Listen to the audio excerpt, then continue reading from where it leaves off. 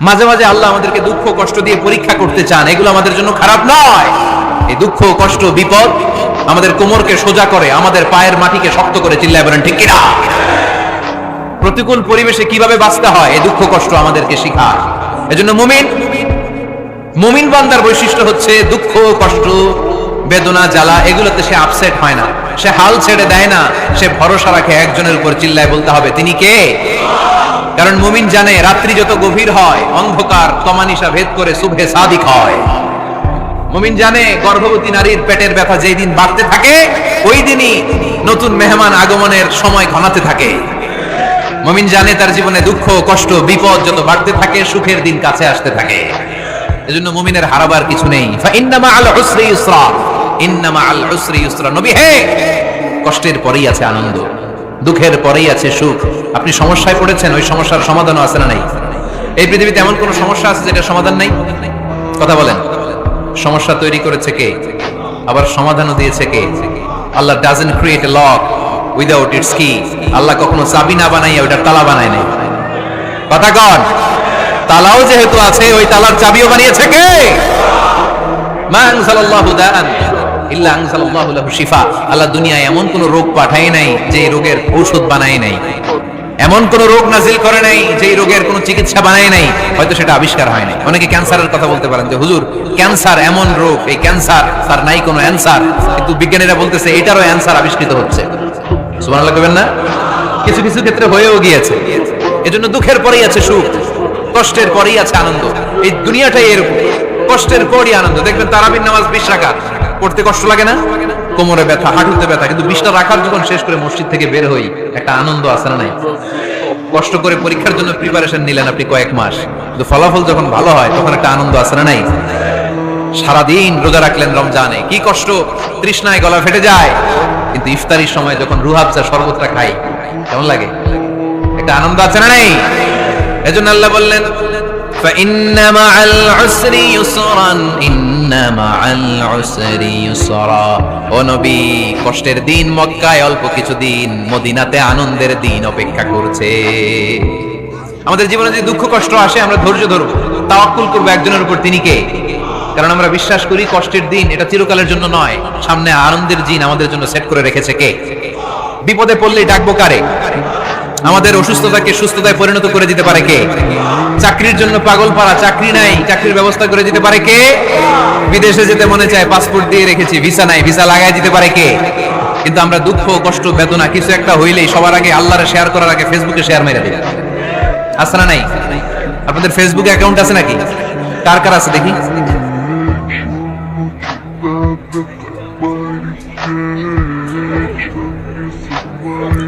আছে আছে। এটার জন্য আমরা ভালো কাজে লাগাই, ঠিক কিনা? আপনি চাইলেই এমন ভাবে ফেসবুক ফ্রেন্ড লিস্ট করতে পারেন যারা ভালো ভালো জিনিস শেয়ার করে, যারা মোটিভেশনাল জিনিস শেয়ার করে, ইসলামের পক্ষে কথা বলে। আপনার এক একটা শেয়ারে অনেকের জীবন বেঁচে যেতে পারে, ঠিক কিনা? একজন মুমূর্ষু রোগীকে বাঁচাতে রক্তের প্রয়োজন, রক্তের গ্রুপ এ পজিটিভ, যারা রক্ত দান করতে আগ্রহী তারা এই নাম্বারে যোগাযোগ করুন। ফেসবুকে মাঝে মাঝে এরকম নিউজ আসে না নাই?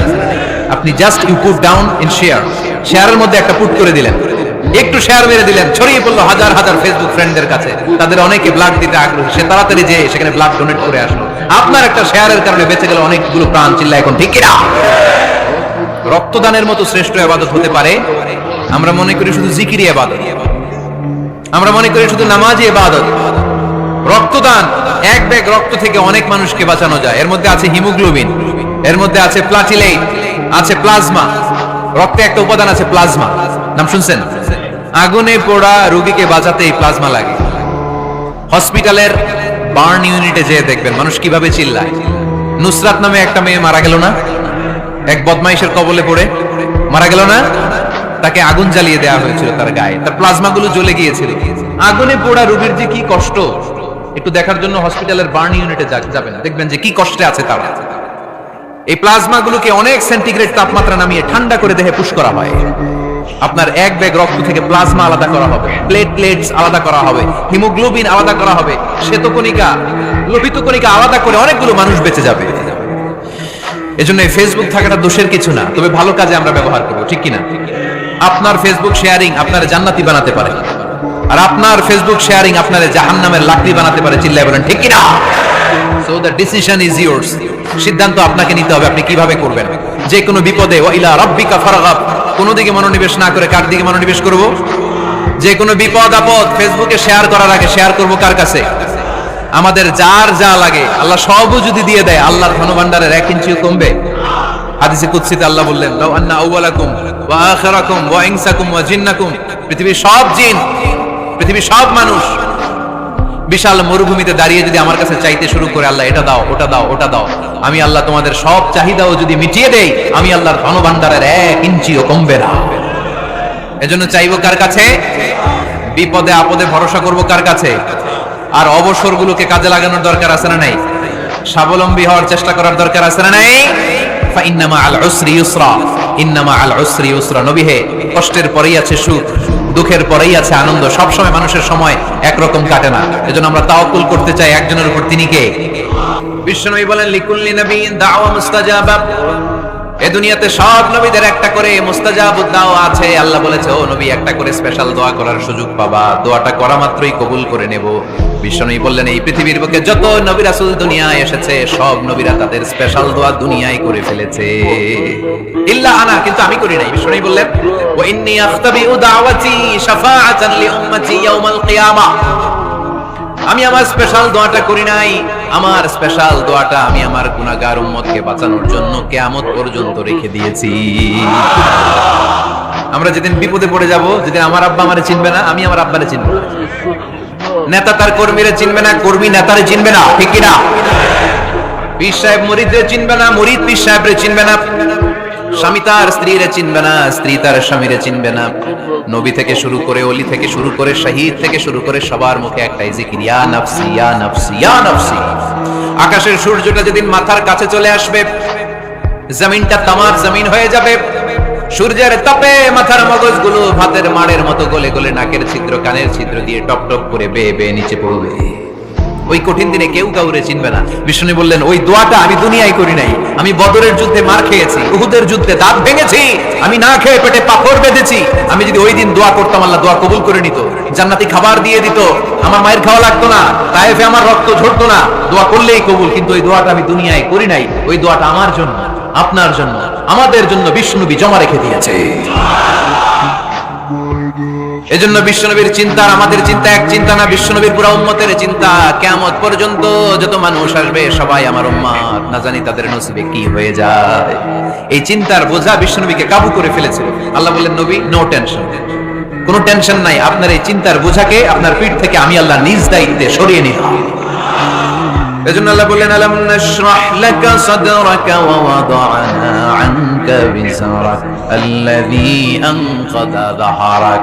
যেই চিন্তার বোঝা আপনাকে কষ্ট দেয়, যেই চিন্তার বোঝা আপনারে পেরেশান করে তোলে, আপনার পিঠ থেকে ওই চিন্তার বোঝা নবী আমি সরিয়ে নিলাম। কি দিয়ে সরিয়ে নিল? কোরআনের আলো দিয়ে। আওয়াজ করে বলতে হবে, কি দিয়ে? বিশ্বনবী মক্কায় দেখতেন মূর্তির পূজা হয়, আল্লাহর ঘরের ভিতরে 360টা মূর্তির পূজা। বিশ্বনবী দেখতে পেলেন দুর্বলের উপরে সবলের অত্যাচার, বিশ্বনবী দেখতে পেলেন নারীদেরকে অত্যাচার করা হয়। কন্যা সন্তান হলে বাবা তার মেয়েটাকে নিয়ে জঙ্গলের ভেতরে ঢুকে কিংবা মরুভূমির ভেতরে যে জীবিত দাফন করে দেয়। ওয়াইদাল মাউউদাতু সুইলাত ওয়াদুল বানাত। বিশ্বনবী এগুলো দেখতেন চারপাশে, দেখে এই পথহারা জাতিকে কিভাবে উদ্ধার করবেন, কি দিয়ে উদ্ধার করা যায়, এই টেনশনে বিশ্বনবীর পিঠ বাঁকা হয়ে গিয়েছে। উপমা বাঁকা হয়ে গিয়েছিল, বিশ্বনবী সব সময় পেরেশান থাকতেন। আল্লাহ বললেন, নবী টেনশনের দরকার নাই, হেরা গুহায় এমন একটা নূরের আলো দিয়ে আমি আপনারে আলোকিত করব, যার মাধ্যমে সব পেরেশানি দূর হয়ে যাবে। আলাম নাশরাহ লাকা সাদরাকা ওয়া ওয়াদা'না আনকা বিজরাক আল্লাযী আনকাদা যাহরাক।